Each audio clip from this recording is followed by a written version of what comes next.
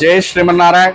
మన చీడిక గ్రామంలో కొలువైనటువంటి శ్రీ దశావతార వెంకటేశ్వర స్వామి వారి సన్నిధిలో ఈరోజు తొలి ఏకాదశిని పురస్కరించుకుని స్వామివారి మూల విరాట్ విగ్రహానికి రూపాయి కాయలతో అలంకరణ కార్యక్రమం చేయడం జరిగింది. దాదాపు 20,000 రూపాయల రూపాయి కాయలతో ఈ యొక్క అలంకరణ కార్యక్రమం నిర్వహించడం జరిగింది. ఉదయం 5 గంటలకు స్వామివారి యొక్క విగ్రహానికి అభిషేకము, ఇప్పుడు సుదర్శన హోమ కార్యక్రమం నిర్వహించడం జరుగుతోంది. ఈ యొక్క రూపాయి కాయల్ని ఈ నెలాఖరి వచ్చే శనివారం రోజున భక్తులు ప్రతి ఒక్కరికి కూడా ఒక్కొక్క రూపాయిని ఇవ్వడం జరుగుతుంది. ఈ రోజు సాయంత్రం 4 గంటలకు స్వామివారి యొక్క దివ్య పల్లకీ సేవా కార్యక్రమం, తదనంతరం నక్షత్రహారతి భజనా కార్యక్రమం కూడా నిర్వహించడం జరుగుతుంది.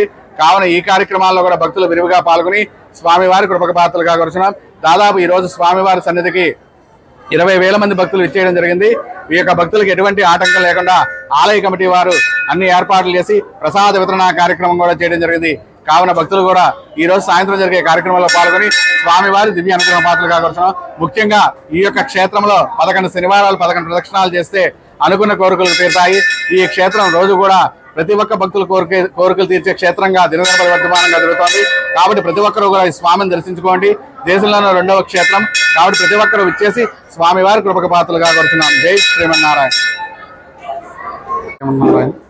ఈరోజు కాకినాడ రూరల్ మండలం చిడి గ్రామంలో వెలిసినటువంటి ఈ దశావతార గోవింద క్షేత్రంలో అంగరంగ వైభవంగా తొలి ఏకాదశి పూజా కార్యక్రమం నిర్వహించినామండి.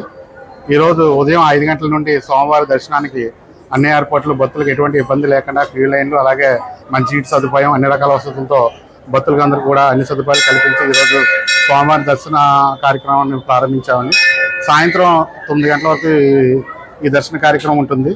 అలాగే సాయంత్రం కూడా కార్యక్రమంలో పల్లకి సేవ, స్వామివారి సేవలు ఉంటాయి.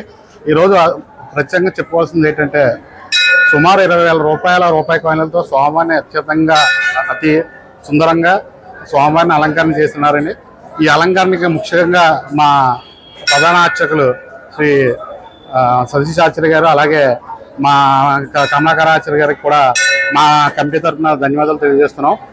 అలాగే ఈరోజు స్వామివారిని దర్శించుకోవడంలో సుమారు 20,000 మంది పైగా భక్తులు ఈరోజు స్వామివారిని దర్శించుకోవడం అంచనా ఇస్తామండి.